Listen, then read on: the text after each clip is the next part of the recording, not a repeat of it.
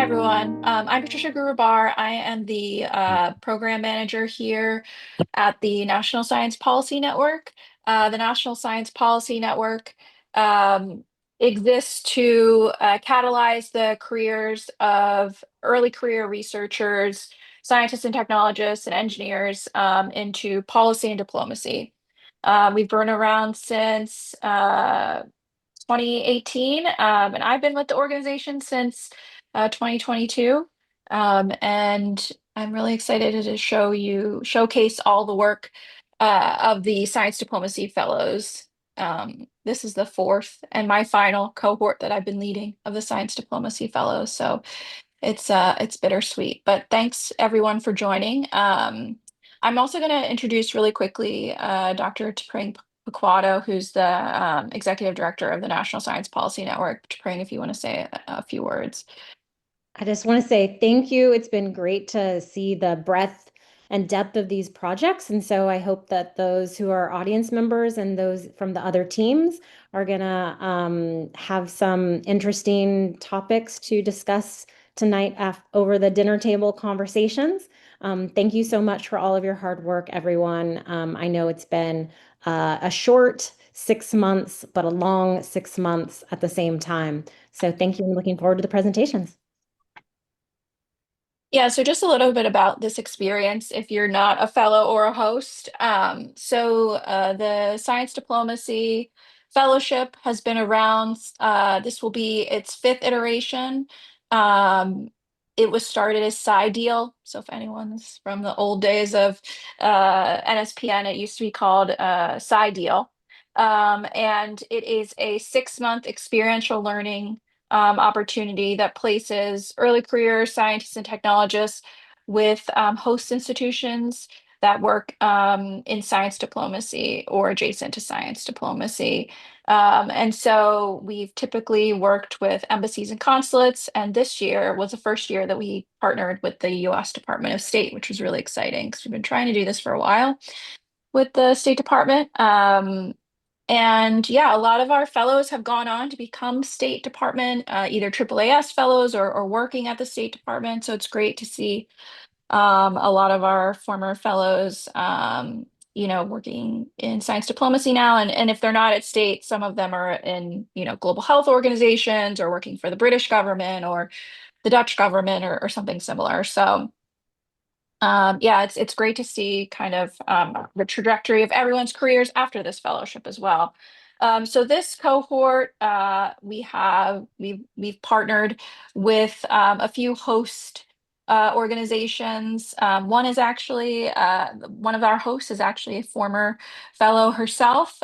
So this cohort, we worked with the Institut Pasteur in France. We had two different groups working with the U.S. Department of State. We had a group working with the Global Health Security Agenda Consortium, and we had a group working with the Argentine Embassy, as well as the network of Argentine scientists in the US. That was one group. So I'm going to start and kick us off. The first group that is going to present today is the Institut Pasteur. So I will let that team kick it off.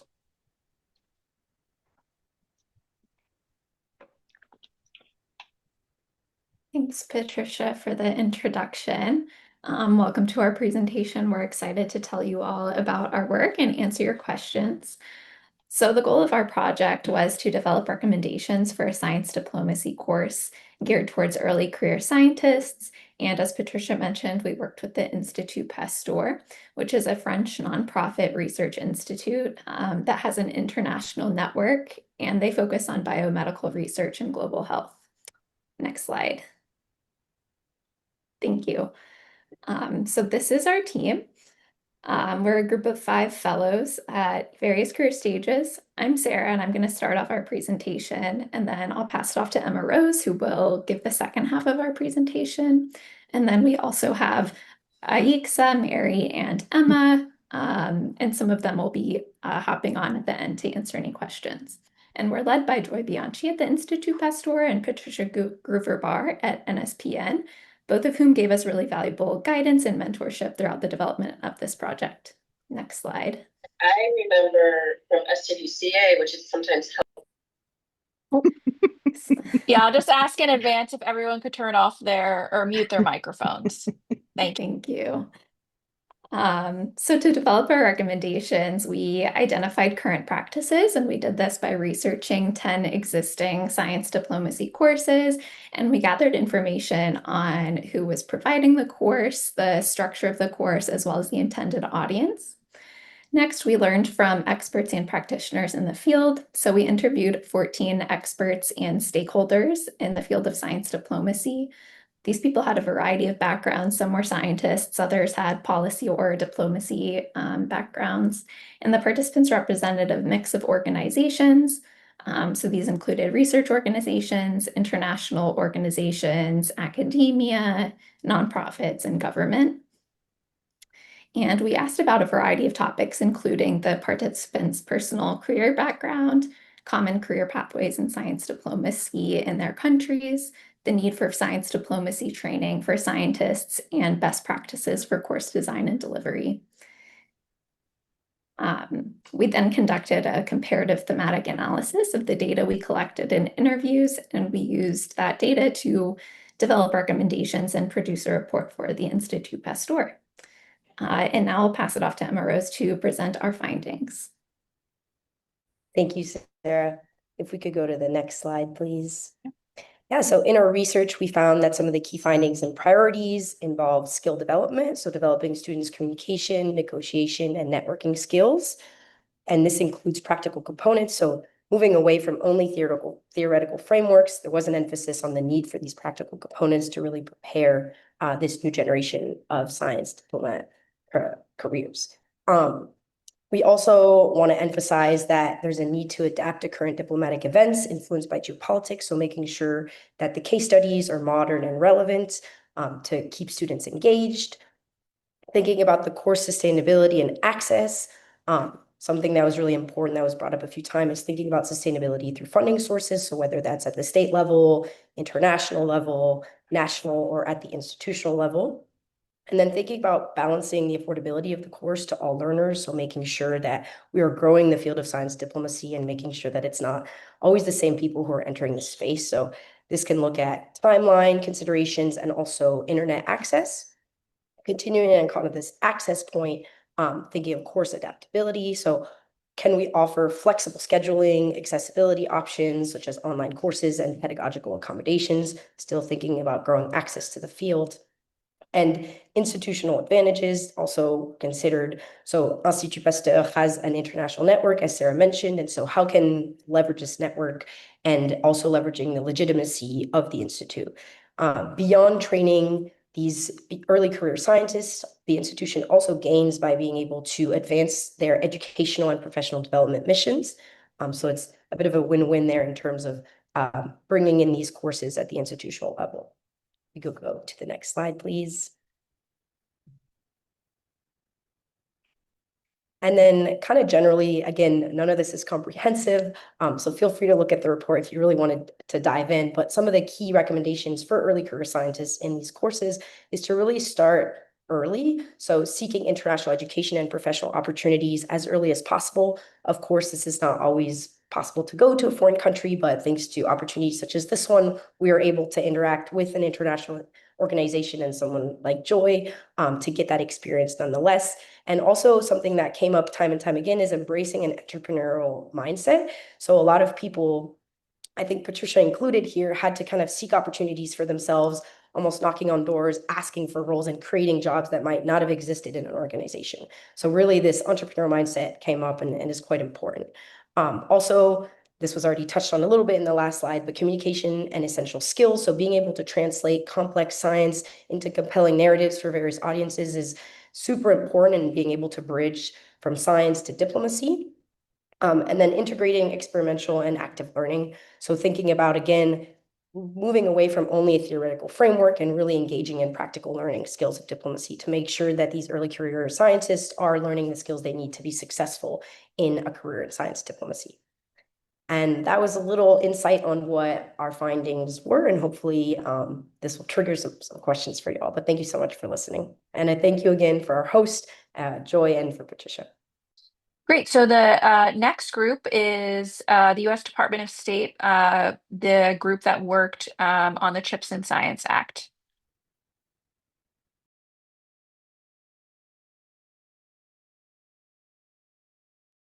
Thank you. Harrison, whenever you're ready. Sure.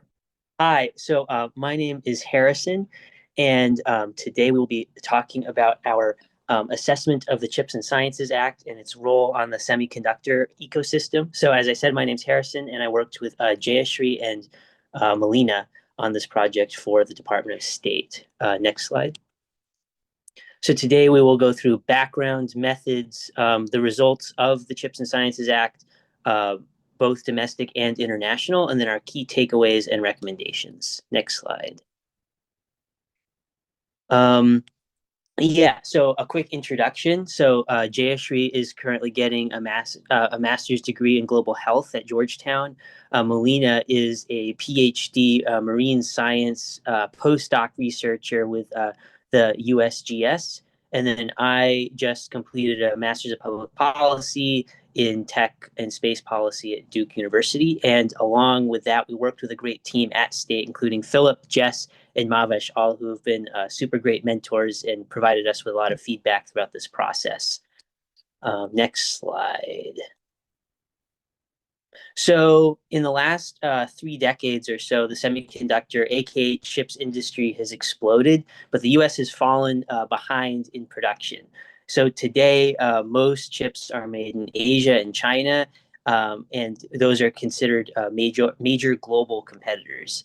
The Chips and Sciences Act allocated $53 billion in awards to domestic semiconductor production industry, and specifically for producing chips on US soil. And so these awards have supplemented existing projects as well as inspired new developments. And so our main research question was, has the Chips and Sciences Act meaningfully increased US semiconductor production capacity, and has it effectively reduced America's reliance on foreign-made chips?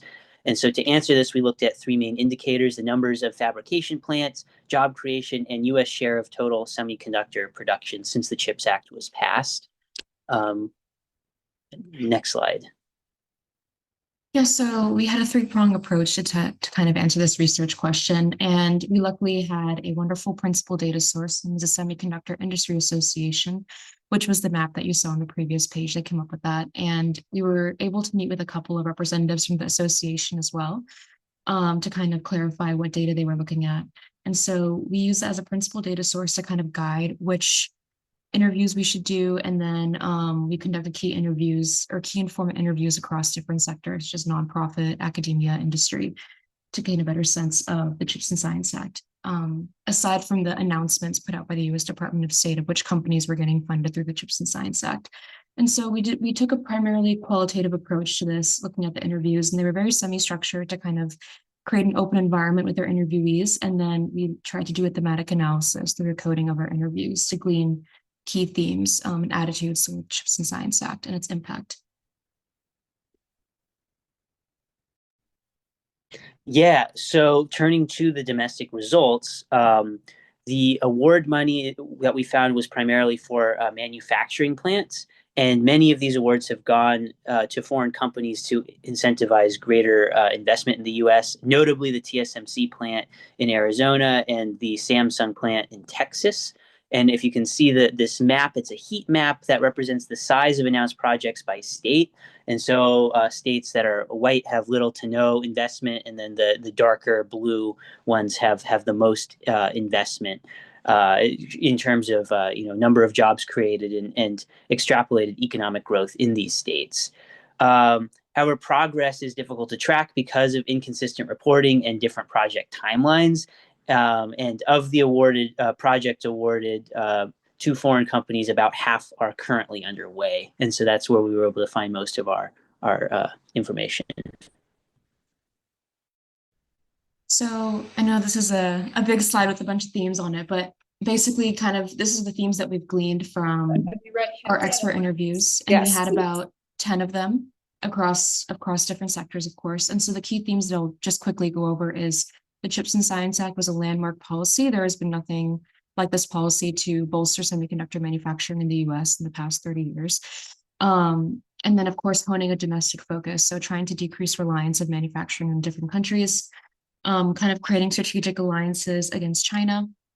And then there's also political landscape-driven limitations, of course, in the administration, given tariffs and the shipping of materials needed for the industry. And there's uncertainty for future projects as well.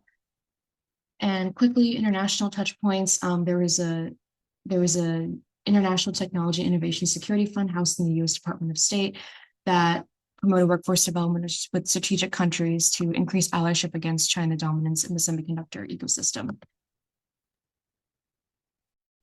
So real quickly, the key takeaways we found is just very difficult to measure clear returns on investment because impacts are indirect and spread over a long timeline. However, the projection suggests that the U.S. could go from zero leading edge capacity to 28% of global leading edge capacity by 2032, which is an enormous shift and a success in terms of the CHIPS Act. And lastly, a few recommendations for our host, who's been fantastic throughout this entire process, and just some takeaways that we've learned throughout the analysis. Because of the infancy of the project timeline, we were thinking in other ways to evaluate for impact would be to invest in analytical capability and consulting thought leaders, total productions of chips, looking at R&D, maybe grants funded for semiconductor industry, increasing effective monitoring, so networking across different government disciplines to increase transparency, and then, of course, expanding the scope for holistic assessment. And sorry, we rushed towards the end there because we're coming up on time, but we'll take any questions to clarify any of this. So thank you so much to NSPN and our host, the U.S. Department of State. So I'm going to pass it over to the other U.S. Department of State group who looked at AI data and AI governance in Southeast Asia.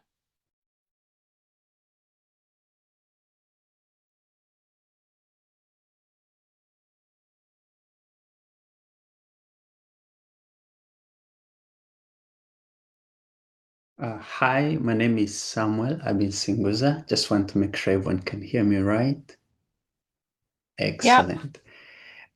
So our group and I were looking at data governance in Southeast Asia. We were hosted by the State Department, by Elena and Bill, and our coordinators, Patricia. It was such an enriching experience. We learned so much. And along with my team, Aisha, Paris, and Abdul, and Sarah, we were taking a look at a key question in the region. And our focus was Philippines, Indonesia, Thailand, Vietnam, and Singapore. Our research... Sorry, can I just ask, can you zoom in on your slide? Because it's like it's not in presentation mode. Sure. Or maybe just so we can see it better. Would be better, yeah. For sure. How's this? Okay, that's better. Thank you. Yeah. Yeah, okay, awesome. And our research question was how these countries that I have listed above are developing and implementing data governance frameworks to address emerging challenges in AI and biosecurity. And to effectively answer this question, we came up with a number of sub-questions that were looking at the frameworks and how the frameworks are evolving over time. And we kind of found out some case studies on how the frameworks are being enforced, and also looked at the economic impacts of these frameworks over time. Our time frame was between 2020 to 2025. And to effectively dive in, we used a methodology that included literature review and stakeholder interviews and case studies to boil down and get our findings. But really, before we dived into this research, our quick driver was, what drivers in Southeast Asia make us want to look at data governance policies in the region in the first place? And we found that the region, those countries are experiencing high cross-border data flows that are increasing data sharing, data movement, and there is definitely a need for an understanding of better data governance. We also found that these countries are very ambitious in developing digital economies. They want to have digital economies, digital cities, which that ambition creates a lot of data that necessitates the need to have a proper data governance framework that is for the region. And then we also found that several of these countries in the region are facing severe cyber threats. A number of them had suffered data breaches in 2024, which even more strongly necessitates stronger data governance policies that protects the citizens and the data integrity. To proceed, I will let my other colleague take you through the key findings. Great. Thank you, Sammy. That was a good introduction. So I want to go over some of the findings that we found broadly applicable across Southeast Asia for all of our countries. As Sammy said, we found that these countries are very ambitious. They set very ambitious goals and policies in terms of growing their data privacy protections. But alongside that ambition, there was a lot of gaps in how those policies would actually be enforced. And so, as sort of an example, a lot of countries modeled their data privacy laws after the GDPR, which is the General Data Protection Regulations that was passed in the EU. It's sort of a global flagship model for data protection regulations. A lot of countries in Southeast Asia use the GDPR as their template for data privacy regulations. But unlike the EU, some of these countries didn't have the enforcement tools or the regulatory agencies needed to really oversee and implement those data privacy regulations. And so that GDPR was maybe the goal, but it wasn't a guarantee that those regulations were really going to be followed. So like I said, enforcement was the weak link for some of these countries. What we did find, which Paris will talk about in a minute, is that the data privacy governance was used in a lot of countries as a tool to drive international investment in the region. A lot of countries set up these regulations to model international frameworks so that they would be attractive to international investors to set up in the region. And along with that, AI was, sorry, the chat. AI was a huge focus recently, especially in the last 2 or 3 years, adding on to the data privacy rules so that they can sort of capitalize on international investment in AI in the region. So AI governance, AI readiness is being written into a lot of these data protection policies. And then across the region as well, there was a big focus on workforce development. So with these really ambitious goals about becoming AI leaders, there also is a need to upskill the local population so that they can grow those digital skills and actually be able to meet the demand to develop as a leader in these fields. And so ways to upskill was a huge call. So Sammy, you can go to the next question, or next slide. And I will, yeah, Paris, you can take it over from here. Oh, sorry. This is sort of a brief country by country comparison, which is detailed in a lot more detail in the report. So the next slide will talk about financial aspects that Paris can go over. Thank you. So Southeast Asia is really becoming a major player in AI and cloud tech. Economically speaking, the region is on track for over $1 trillion in AI-driven GDP growth by the year 2030, with Indonesia leading the way at $366 billion. On the cloud side, big names like Microsoft, Google, and AWS really dominate that space. But in countries such as like Vietnam and Indonesia, over 40% of that market goes to these other providers, which do include local providers, and that just really reflects a push for data sovereignty and more control over digital infrastructure, especially where data localization laws are pretty strict. Next slide, please. So if we look at the AI market through 2032, again, Indonesia stands out here. They're expected to pass $12 billion, which is largely due to their huge population and also major partnerships with companies such as Microsoft and NVIDIA. Sorry, I'll speak quicker. The other countries, Thailand, Vietnam, Singapore, Philippines, are also growing steadily within the $4 to $6 billion range in 2032. And what's driving this growth isn't just tech investment itself, but it's also the governments. They're launching these AI programs, building innovation hubs, and also developing new regulations to support AI adoption. Next slide. So to wrap it up, there are three big takeaways. First, countries in the region are moving fast on digital policy, but enforcement is still a weak spot for many of these countries, especially in places like Indonesia and Vietnam. Second, strong data governance can bring in investment, like we've seen in Thailand and Singapore, but these unclear rules and strict data laws can also push companies away, which we've also seen. And last, closing the gap between policy and actual implementation is going to be key in the region if they want to keep the momentum going. And that is all. So the next group is the Global Health Security Agenda Consortium.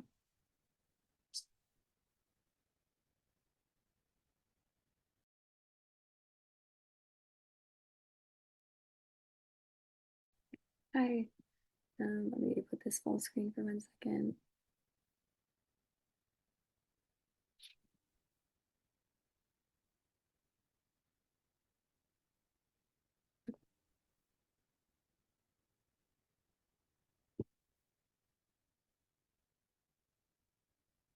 While this is loading, hi, I'm Caitlin Connors, and I'm with the Global Health Security Agenda.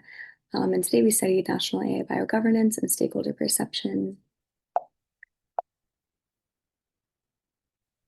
Okay, so a bit of an overview. It's a pretty big field, so we want to narrowly define AI bio as the integration of AI models into the study, practice, and engineering of biological science.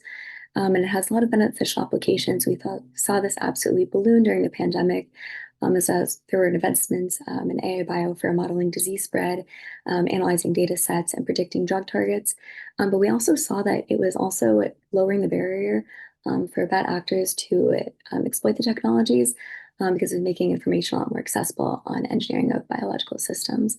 So we saw that this was really outpacing the ability of regulators to effectively govern the technologies that we're advancing. So as we recognize this, we worked with the Global Health Security Agenda and their Action Prevent Package 3, APP3, who focused on emerging biotechnology governance. This work sought to study these 21 countries that are included in this working group to explain their current state, gaps, and good elements of their current governance strategies. So this was done through a literature review and a stakeholder survey. The literature review that was with these 21 countries here started with these three databases, OECD, AI, IAPP, and Minogora. From that, we got 119 records. And from these records, we eliminated all the duplicates, looked at really active governance. So that was anything that was active from 2015 to now. And then we also did a relevance search. So this was anything specifically pertaining to AI bio.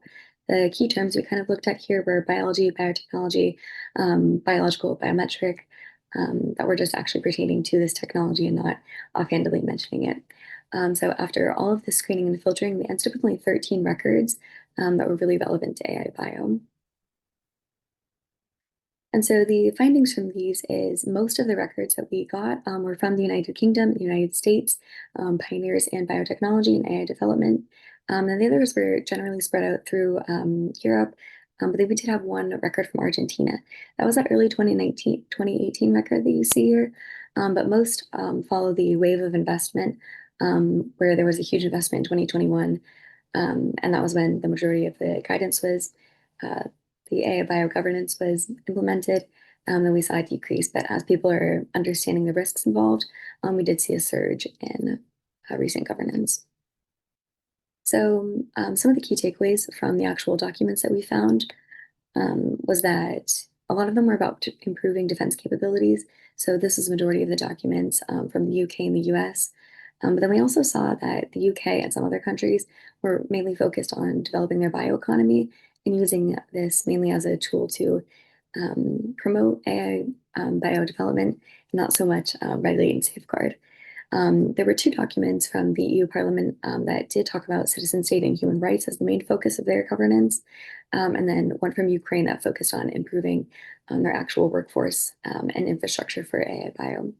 While most of these documents did contain policy recommendations and oversight for AI biotechnologies, one limitation we found was that most of these documents are not laws, so they are not binding and they can't actually enforce any of the risk assessments that they call for and oversight. So We also saw that even though some of them did mention AI bio and had clear definitions of the risks associated, there weren't recommendations for the actual assessments and tools that need to be built to effectively govern these.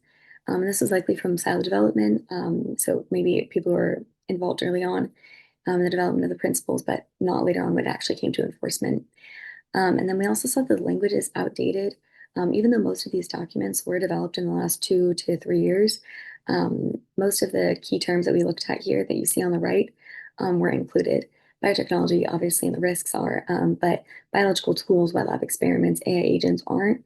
That's something you need to be looking at for regulation. So one limitation is most of these are just national frameworks and not expanded further. So some of the recommendations we came up with for the global health security agenda is to prioritize these binding laws over the frameworks, but build on the existing strategies that they have right now. And then also develop standard language and include all those key terms to govern effectively. And then finally, just have these collaborative international interactive talks so we make sure that we're getting all of our bases covered. Some limitations that we developed just in my last couple of seconds here is that overall the literature is lacking and we may have had issues with databases if we haven't, if we have missed any documents. We're limited to those 21 countries and the stakeholder survey is still in process. It's going to end pretty soon. The review process was quite long. So these are our references and I am happy to take any questions people have right now. Okay, so the final group is the Argentine embassy as well as the network of Argentine scientists in the US are going to be presenting their work over the past 6 months. Hey, so we can get started now. Hi, everyone. My name is Roberto Rodriguez Cartagena, and I'm very happy to present this work that we've done throughout this period of time with our colleague Emmy as well. So our work focus on fostering U.S.-Argentina scientific collaboration in artificial intelligence research. Next slide. So this project had two main components. First, we conducted interviews with AI researchers, both in Argentina and the United States, to learn what supports or limits international collaboration. And second, we built a prototype interactive map that connects researchers across countries, which Emmy will talk about later. Next slide. So for the interviews, we interviewed 17 Argentine AI researchers, 10 who are based in Argentina and 7 working in the United States. And we asked about how their collaborations begin, what challenges they face, and what types of programs or structures they think could help facilitate these collaborations. And our final goal was to inform science diplomacy efforts with direct and on-the-ground insight from our researchers. Next slide. So across the interviews, we were able to identify 4 key barriers. The first being mobility. So researchers struggle with delayed funding and complex visa processes. Second, being institutional matchmaking, which means that most of the partnerships happen informally, and there's very little structured support to facilitate matchmaking. Third, infrastructure. So Argentine researchers often lack access to essential resources, such as cloud computing. And fourth, science diplomacy coordination, meaning that efforts are fragmented across different agencies and not well coordinated among these agencies. Next slide. So to address these challenges, we proposed 6 concrete bilateral policy recommendations. The first one being to launch mobility as a service programs. So researchers from both countries can travel for short and long-term exchanges. So for example, a United States institution could host an Argentine PhD student for a 6-month project.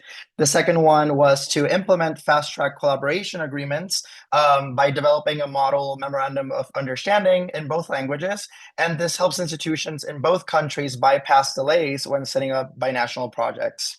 The third was to balance access to research infrastructure by pooling cloud credits and supporting upgrades at Argentine institutions. For instance, a shared cloud pool could support a binational AI project in agriculture or other fields. Fourth, to establish science diplomacy fellowships to place liaison researchers at the Argentine Embassy in DC and at the Secretariat of Science and Technology in Buenos Aires, strengthening coordination on both sides. Fifth, we propose to build a seat scale share funding ladder so bilateral projects have clear support at every stage from exploratory work to full scale collaboration. And finally, we propose to institutionalize diaspora co-leadership, ensuring Argentine researchers based in the US have formal roles in shaping and governing bilateral initiatives. And each of these levers is assigned to work across both systems, not just in one direction. And with this, I would pass it on to Emmy. To provide an actionable tool to begin to address those barriers, we built a preliminary prototype of a platform for connecting AI and machine learning researchers across continents.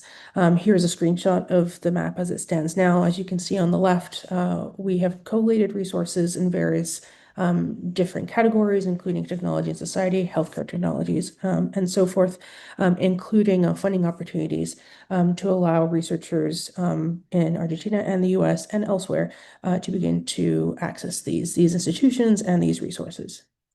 We hope and view this map as a tool for connection in a kind of three-pronged way. So both to build out collaborations between people and or institutions, to learn about the type of AI research being done at different organizations, as well as to find institutions that provide funding and assistance to further that research. In addition to this prototype, we also provide an adaptation of the data ethics decision aid framework adapted for this particular context to allow it to develop and be sustainable in the future, as well as the development of similar future projects. We envision a collaborative update and sustainability mechanism for this prototype going forward to better be able to serve researchers both in Argentina and the US and also globally. We want to say thank you very much to our project hosts and also to NSPN for having us. This was a great experience and we all learned a lot. Thank you very much. We stand at attention for your questions. Thank you, Emmy and Roberto. Again, feel free to raise your hand or put any questions you have in the chat.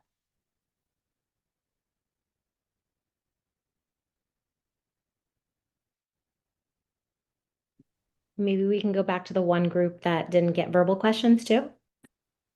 Yeah, and if anyone has questions for the group that did data governance in Southeast Asia. Phil? Yeah, I have a question for this group. If I may. Yeah, I can't find the hand raising icon in my Zoom here, so I feel You're a all little good. bit Go ahead. I feel a little bit daft. Thanks for that really cool presentation. I was wondering, did you guys touch upon like that map tool for connecting researchers across continents to help bolster resources for Argentina? Did you guys come across any issues where people were thinking about cybersecurity concerns? I can answer the question, but I have a clarifying question for you first. When you say cybersecurity concerns, do you mean either as like a separate category of research or like data privacy concerns of the institutions listed? More the latter, but also just Okay. securing so there are no like hacks, nothing nefarious going on that might disrupt that network and disrupt the sharing of information and that development where these researchers are operating in, just to make sure that if they're working on some cool project, there's some intellectual property, that they can be confident that the transmission of data and whatnot, that info sharing is a relatively safe and secure environment. So like from an infrastructure perspective, and just to make sure that they have the best cybersecurity practices for defense of cyber attacks, what things do you envision there? Over. That's a really good question. Thank you for it. I should perhaps clarify that all the information on the platform is publicly available. There's no access to kind of private research data, and the descriptions of the institutions and the work being done at each institution is quite general. And again, taken from publicly available information. And this was done specifically with that concern in mind. So with the kind of the goal being to connect researchers, rather than say provide dedicated information about whatever research they're working on at the moment. And again, with that publicly available information in mind, we have kind of hopefully addressed that concern from the get-go. And that was also a portion of, I briefly mentioned the data ethics decision aid, which is a tool that's come out of, I believe, the University of Amsterdam, around how to build platforms such as this one in a way that is ethical and takes those considerations in mind. What we had in mind really is that perhaps someone would use this platform to generally see a broad bucket of information or broad bucket of research that they were working in, and then reach out personally if they were interested in learning more. Yeah, thanks. Just every network needs to be secure, right? And then so as we transition to Web3, that might be a better decentralized model, right? That might be able, you might be able to do something even more advanced there for the researchers. Thanks. Thank you very much. Excellent suggestion.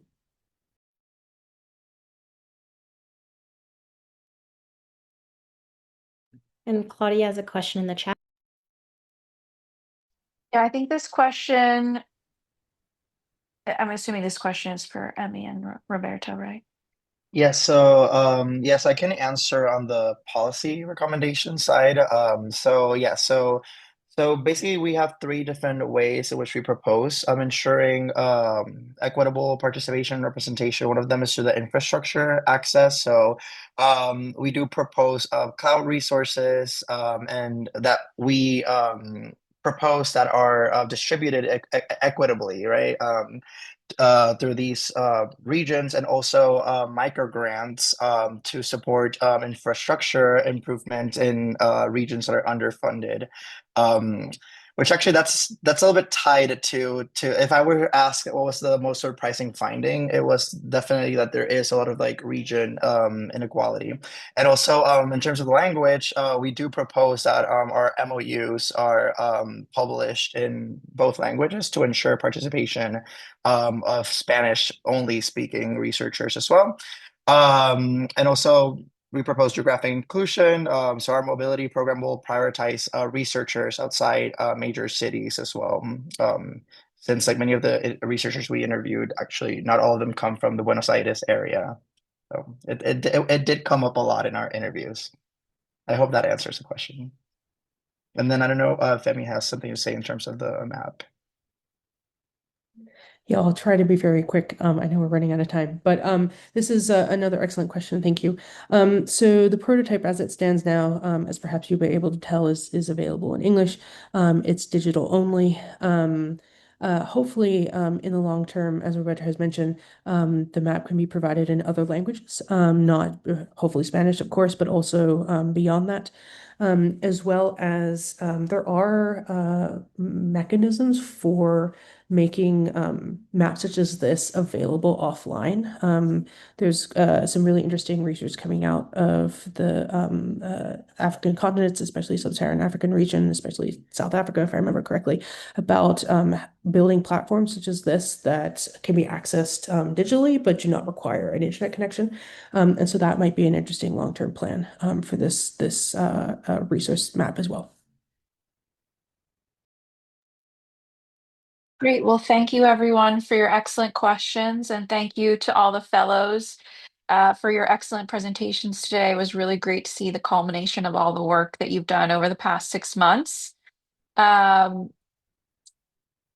don't have anything else to mention other than this is my last week with the National Science Policy Network. And so it's been great working with you all and getting to know you all.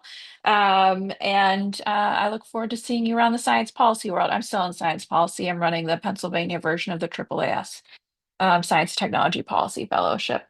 Thank you, Emma Rose. And I also wanted to mention to the fellows that we are going to stay on after everyone else leaves. But yeah, to bring, I don't know if you have anything you want to wrap it up with. I also want to say thank you, thank you, thank you. Patricia has been an awesome colleague and collaborator. Thank you for all the guidance to the fellows. And thank you, fellows, for great presentations. I know that it took a lot of work and effort to get to where we are today. So appreciate it. And thank you, hosts. Couldn't have been done without you. We really appreciate your support and guidance and knowledge and intellectual transfer to everyone. And thank you for being part of our network.